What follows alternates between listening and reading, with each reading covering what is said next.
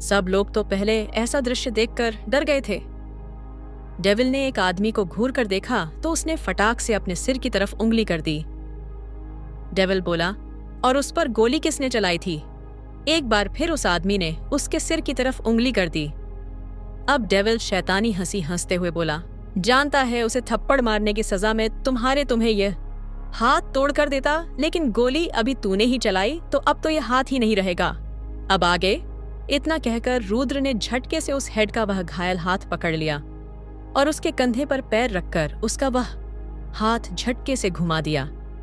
एक बार नहीं, बार बार उस आदमी की चीख वहां हर किसी को अपने कान ढकने के लिए मजबूर कर रही थी। वह आदमी बेहोश हो गया था और उसकी चीखें बंद हो गईं। सबने उसकी तरफ देखा तो अभी भी रुद्र उसके हाथ को पकड़कर घूम रहा था। तभी उसने झटके से उसकी बाजू को पूरा जोर लगाकर खींच दिया। वह आदमी एक बार फिर चिखते हुए होश में आ गया। उसका दिल दहल गया था जब उसने अपनी बाजू रुद्र के हाथ में देखी। वह दर्द और बदहवासी से फिर बेहोश हो गया। वहीं वहां मौजूद कुछ लोग तो यह सब देखकर ही बेहोश हो गए थे। इतनी क्रूरता उन्होंने आज से पहले कहीं और कभी नहीं देखी हुई थी। रुद्र ने फिर एक चाकू निकाल लिया और उस बेहोश आदमी के सीने पर एक के बाद एक इतने वार किए कि उसका दिल छली हो गया। खून उस आदमी के सीने से किसी फुआरे की तरह बाहर आ रहे थे और उसी खून से रुद्र पूरा नहा चुका था। इस नजारे को देख बाकी आधे बचे हुए लोग भी बेहोश हो गए तो रुद्र ने पास में ही रखे केरोसिन के डब्बे को सब पर छिड़क दिया और माचिस जलाकर तीली उन पर डालते हुए बोला, स्वाहा, और फिर गुनगुनाते हुए गाने लगा, नायक नहीं खलनायक हूं मैं। तभी डेविल रुद्र में टर्न हो गया। रुद्र चिल्लाया, अब यह किया उनसे, पता तो करना था कि यह सब उन्होंने किसके कहने पर किया।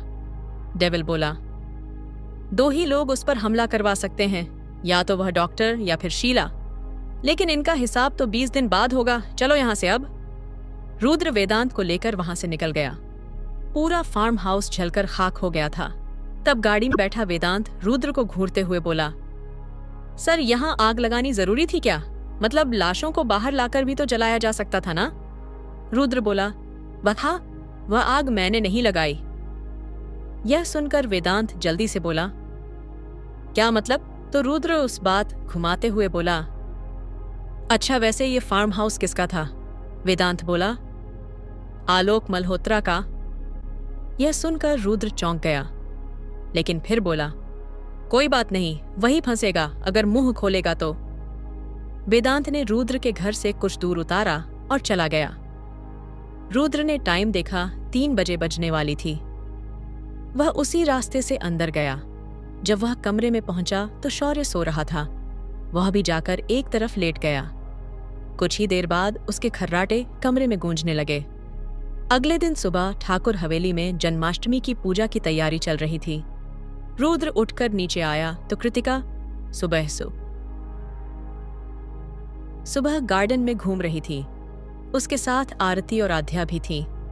रुद्र पहले तो मोहन जी और रंजीत के पास बैठने वाला था, लेकिन गार्डन में घूमती लेडीज को देखकर वह गाना गाते हुए उसी की तरफ चला गया।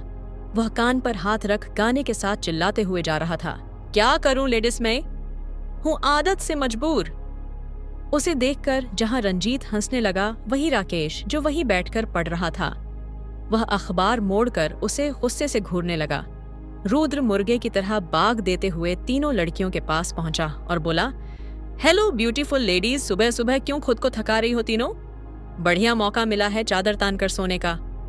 आध्या मुंह बनाते हुए बोली, तुम्हें क्या पता जल्दी उठने के फायदे? तभी रुद्र बोला, देखो, सुबह सुबह अपना यह डॉक्टरी भाषण मत चालू कर देना, मैं यह कई सालों से सुनता रहा हूं।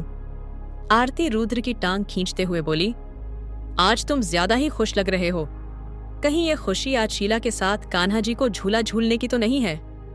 यह सुनकर आध्या ने एकदम से रुद्र को घूर कर देखा तो रुद्र बोला, जी नहीं, मैं अपने दोस्तों और अपने माँ पापा के साथ ही कान्हा जी को झूला झुलाऊंगा। फिलहाल शादी से पहले ऐसा कोई तोता मैं नहीं पालने वाला। कुछ देर बाद रुद्र ने एक साइड बैठकर अपना मेडिटेशन किया। फिर वह अंदर आया तो देखा राधिका, रीति और आध्या तीनों कान्हा जी का झूला तैयार कर रही थी। कृतिका और आरती कुर्सियों पर बैठकर फूलों की माला बना रही थी। मीनल जी ने उसे कॉफी लाकर दी तो रुद्र उनसे बोला, तारे मटकी मरी के ने किसी कब फोड़नी है? मीनल जी बोली, वह पूजा के बाद फोड़ी जाएगी बेटा, पहले तो झूला झुलाएंगे कान्हा जी को। तभी रुद्र को प्रीतम जी का फोन आया तो वह उनसे बात करने लगा। उनकी बातें सुनकर राकेश का खून जल उठा। जो वहीं बैठा था वह बड़बड़ाते हुए वहां से चला गया। जहां हवेली में माहौल खुशनुमा था, वहीं मल्होत्रा हाउस के बाहर मीडिया की भीड़ जमा हो रखी थी।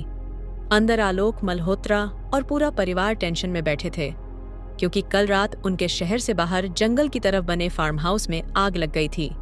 यहां तक तो ठीक था, असली परेशानी थी कि उसमें तकरीबन 9 से 10 लोग भी उसी आग में जल गए थे। जिनकी पहचान तक पूरी तरह से जल चुकी थी, उनकी डेड बॉडी पोस्टमार्टम के लिए जा चुकी थी और पुलिस और मीडिया आलोक मल्होत्रा के से जवाब मांग रहे थे कि उनके फार्म हाउस में मरने वाले उन लोगों से उनका क्या कनेक्शन था जिनकी पहचान तक पूरी तरह चल चुकी थी। वहीं दूसरी तरफ शीला इसलिए परेशान थी कि वह ठाकुर हवेली जन्माष्टमी की पूजा के लिए जाएंगी या नहीं। दिल्ली में भी प्रिया जी कृष्ण जी के लिए भोग बना रही थी। उनका मन रुद्र और शौर्य के वहां न होने पर कुछ उदास सा था। काफी सालों बाद उनके घर में सभी त्योहार रुद्र शौर्य के बिना मनाए जा रहे थे। दूसरा उनका मन रहकर उन्हें कचोट रहा था कि अगर रुद्र वही ठाकुर हवेली में रह गया तो वह उनके बिना कैसे रहेगी।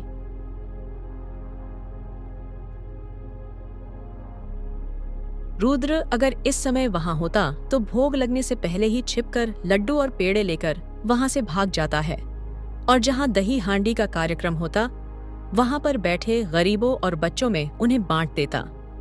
वह उसकी शरारती और मस्ती याद करके वह हंसते हुए भी आंसू बहा रही थी। तभी उन्हें बाहर हॉल से रुद्र की आवाज सुनाई दी, जो फोन पर ही अपनी बनाई कुछ हटके गाने प्रीतम जी को सुन रहा था और वह उसे शाबाशी दे रहे थे।